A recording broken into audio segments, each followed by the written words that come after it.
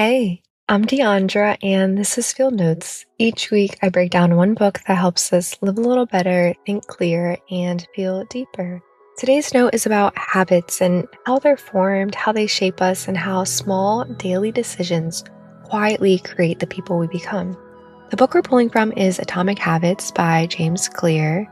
It's one of the most practical and powerful guides out there for building better systems, not just for your productivity, but for your identity. Clear's big idea is this: you don't rise to the level of your goals, you fall to the level of your systems. So let's break this down.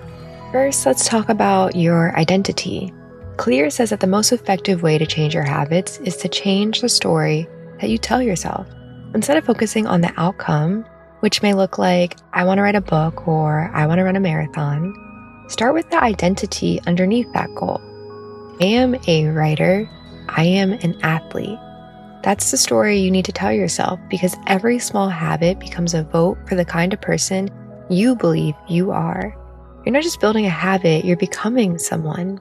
So here's a practice. Next time you want to build a habit, ask, who's the kind of person that would do this consistently?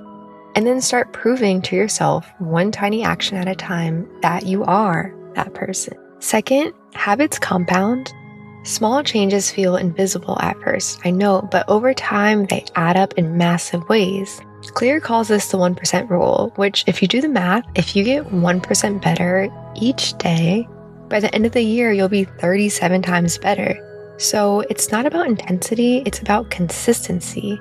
Because change doesn't come from one big leap, it comes from 1,000 quiet reps. Next, let's talk about your environment. Your habits are often a response to your surroundings. It's not always about motivation or willpower, so if you want to shift your behavior, don't just change your mind, change your space. Set your running shoes by the door, leave your journal on the pillow, put your phone in another room, get rid of the junk food in your fridge. Make the good habits obvious while making the bad ones hard to reach. Now let's break down the habit loop. Every habit follows a 4-step pattern. Cue, craving, response, reward. The cue is what triggers the behavior. The craving is the desire it creates, and the response is the actual habit, while the reward is the feeling you get from doing it. So if you want to build a new habit, you have to make the cue obvious, make the craving attractive, make the response easy, and make the reward satisfying. One more thing. Clear says the key to long-term change, it's not perfection, it's never missing twice. Everyone slips, everyone falls off. The goal, it's not to be perfect, it's to get back on track quickly. So here's the takeaway. You don't need to overhaul your whole life, you just need to start small and stay consistent. Your habits are the bridge between who you are and who you want to be.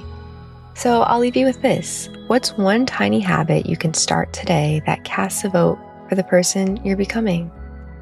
This is Field Notes. I'm Deandra. Thanks for frolicking with me. Till next time, with love. And hey, if this resonates, hit subscribe so you don't miss next week's episode.